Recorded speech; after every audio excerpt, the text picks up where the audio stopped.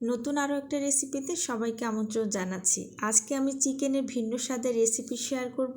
সেটা হলো হারিয়ালি চিকেন বা গ্রিন চিকেন।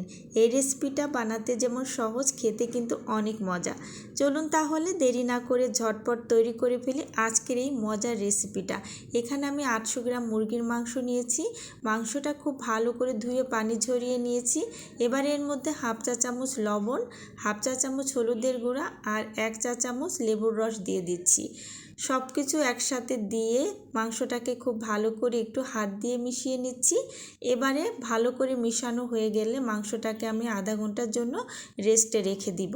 এবারে রান্না করার জন্য আমি একটা মশলা তৈরি করে নেব। এখানে আমি 1 টুকরা আদা পিস করে কেটে নিয়েছি, সাথে রসুন দিয়ে দিলাম বড় সাইজের একটা, আর এখানে পেস্তা বাদাম আর চীনা বাদাম দিয়ে দিলাম। এবারে দিয়ে দিচ্ছি হচ্ছে 10-12টা গোলমরিচ, আর এখানে কাঁচামরিচ দিয়ে দিচ্ছি আমি 8-9টার মতো। আপনারা ঝালের পরিমাণটা আপনাদের পছন্দ মতো দিবেন। আর এখানে আমি ধনিয়া পাতা দিয়ে দিলাম 1 মুঠ, আর সাথে হচ্ছে কিছু পরিমাণ পুদিনার পাতাও দিয়ে দিলাম। হাফ কাপ পানি দিয়ে ব্লেন্ডারের মধ্যে আমি মশলার পেস্টটা তৈরি করে নিব। এবারে আমি দ্বিতীয়বারের মতো মাংসটাকে ম্যারিনেট করব। এখানে আমি হাফ কাপ টক দই নিয়েছি। টক দইটা আমি খুব ভালো করে ফেটে নিয়েছি। আর এখানে আমি যে মশলাটা তৈরি করে রেখেছিলাম সেটাও দিয়ে দিলাম। 1 চা চামচের মতো সরিষার তেল দিয়ে দিচ্ছি। তেলটা দেওয়ার পর খুব ভালো করে মশলাগুলোর সাথে মাংসটা মিশিয়ে দিতে হবে। একটু সময় নিয়ে ভালো করে মেশাতে হবে। এই মাংসটাকে এখন আমি 1 ঘন্টার জন্য রেস্টে রেখে দিব। ফিরে আসলাম 1 ঘন্টা পর। এবারে চুলার মধ্যে একটা কড়াই বসিয়ে দিয়েছি। এখানে আমি পরিমাণ মতো সয়াবিন তেল দিয়ে দিলাম। তেলটা খুব ভালো করে গরম হওয়ার পর এর মধ্যে এখন আমি 1 কাপের মতো পেঁয়াজ কুচি দিয়ে দিলাম। পেঁয়াজটা খুব ভালো করে ব্রাউন কালার করে ভেজে নিতে হবে। পেঁয়াজটা ভাজা হয়ে গেছে, এবারে আমি তুলে নিচ্ছি। সুন্দর গোল্ডেন কালার করে পেঁয়াজগুলো কিন্তু আমি ভেজে নিয়েছি।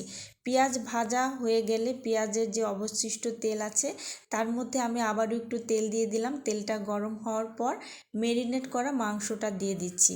মাংসটা দেওয়ার পর খুব ভালো করে একটু নাড়াচাড়া দিয়ে মিশিয়ে দিতে হবে। একটু বারে বারে নাড়াচাড়া দিতে হবে যাতে নিচ থেকে লেগে না যায়। এবারে 1 টুকরো দারচিনি, 2টা এলাচ আর 2-3টা লবঙ্গ দিয়ে ভালো করে একটু নাড়াচাড়া দিয়ে নিলাম। মাংস থেকে কিন্তু পানিটা শুকিয়ে গেছে, মাংস থেকে কিন্তু তেলও ছেড়ে দিয়েছে। এই পর্বে এখন আমি ম্যারিনেটের যে মশলাটা ছিল সেটা দিয়ে দিলাম। মশলাটা দেওয়ার পর আবারও একটু ভালো করে নাড়াচাড়া দিয়ে নিতে হবে। দেখতে হবে নিচ থেকে যেন লেগে না যায়। ভালো করে নাড়াচাড়া দেওয়ার পর এবারে এর মধ্যে আমি অবশিষ্ট মশলাগুলো দিয়ে দিব। এখানে আমি হাফ চা চামচ মরিচের গুঁড়া, হাফ চা চামচ ধনিয়ার গুঁড়া, হাফ চা চামচ জিরার গুঁড়া এবং হাফ চা চামচের একটু কম গরম মশলার গুঁড়া দিয়ে দিলাম। সবগুলো মশলা দেওয়ার পর আবারও একটু ভালো করে নাড়াচাড়া দিয়ে নিতে হবে। ভালো করে নাড়াচাড়া দিয়ে সবগুলো মশলা মাংসর সাথে মিশিয়ে দিতে হবে।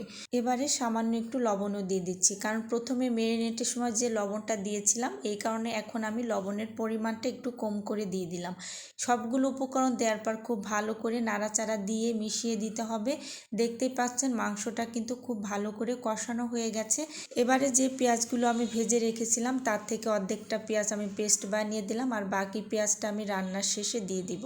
পেঁয়াজের পেস্টটা দেওয়ার পর আবার একটু ভালো করে নাড়াচাড়া দিয়ে নিলাম। এবারে এর মধ্যে আমি হাফ কাপের মতো পানি দিয়ে দিব। হাফ কাপ পানি দিয়ে একটু ভালো করে নাড়াচাড়া দিয়ে নিতে হবে। ভালো করে নাড়াচাড়া দিয়ে ঢাকনা দিয়ে ঢেকে আমি ঠিক 15 মিনিটের জন্য রান্না করে নেব। ফিরে আসলাম 15 মিনিট পর। ঢাকনা খুলে আবার একটু ভালো করে নাড়াচাড়া দিয়ে নিচ্ছি। দেখতেই পাচ্ছেন মাংসটা কিন্তু একদম ঘন হয়ে গেছে এবং মশলা থেকে কিন্তু তেলটাও ছেড়ে দিয়েছে। এবারে আমি ভাজা পেঁয়াজটা দিয়ে দিলাম। ভাজা পেঁয়াজটা দেওয়ার পর আবার একটু খুব ভালো করে নাড়াচাড়া দিয়ে মিশিয়ে নিতে হবে। এই পর্বে কিন্তু রান্নাটা একদম শেষ পর্যায়ে আমি চলে আসছি। এবারে আমি চুলাটা বন্ধ করে দিচ্ছি। রেসিপিটা ভালো লাগলে অবশ্যই একবার বাসায় ট্রাই করবেন, আশা করি খুবই ভালো লাগবে। এই রেসিপিটা কিন্তু রুটি, নান, পোলাওর সাথে খেতে কি যে মজা লাগে, একবার না খেলে বুঝতেই পারবেন না কতটা স্বাদের এই রেসিপিটা। রেসিপি ভালো লাগলে অবশ্যই একটা লাইক শেয়ার দিয়ে দিবেন। আজকে এই পর্যন্ত, আবারও কথা হবে নতুন কোনো রেসিপি নিয়ে। সেই পর্যন্ত সবাই ভালো থাকবেন। আল্লাহ হাফেজ।